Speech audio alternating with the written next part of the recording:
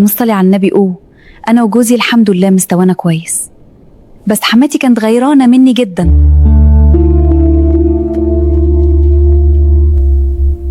انا بشتغل وجوزي كمان، وعيالنا في مدارس خاصه.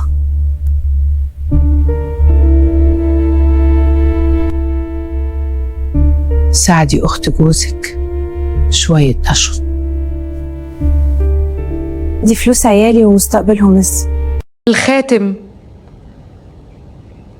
اختفى والفلوس اتسرقت وانا بدور في كل مكان.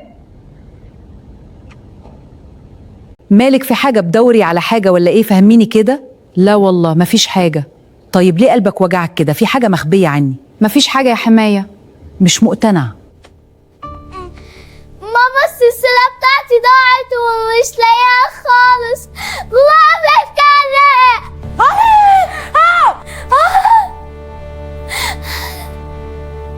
أنا ناجحة قلبي. أبانتي حماتي خرجت من البيت وانا هفتش الاوضه وهشوف، لازم اعرف ايه اللي بيحصل هنا. ممكن يكون هنا حاجه مخبأة.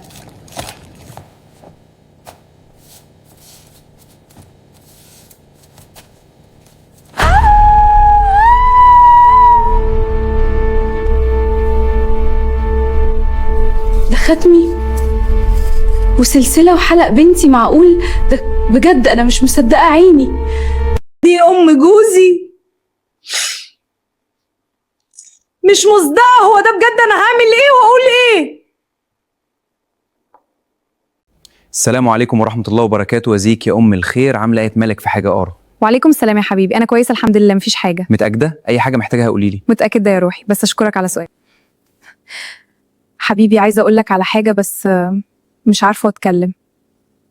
في إيه يا حبيبتي؟ اتكلمي، أنت كويسة والعيال بخير، طمنيني.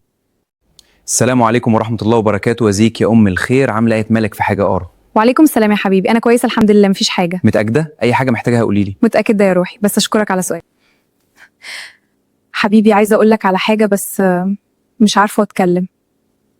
في إيه يا حبيبتي؟ اتكلمي، أنت كويسة والعيال بخير، طمنيني. حبيبي عايزة أقولك على حاجة بس بصراحة أنا مصدومة قوي. في إيه؟ قولي إيه اللي حصل، مش تخبي عني حاجة، حياتنا كلها مبنية عليها الصراحة في كل حاجة. حبيبي أنا شفت الحاجات اللي كانت ضايعة في أوضة النوم حماتي. انت بتقولي ايه؟ وازي دخلت الاوضه بتاعت ماما؟ بس أنا لقيت الحاجات اللي كانت ضايعة. انت مجنونه، ازاي تعملي كده؟ ما تتزعلش يا حبيبي.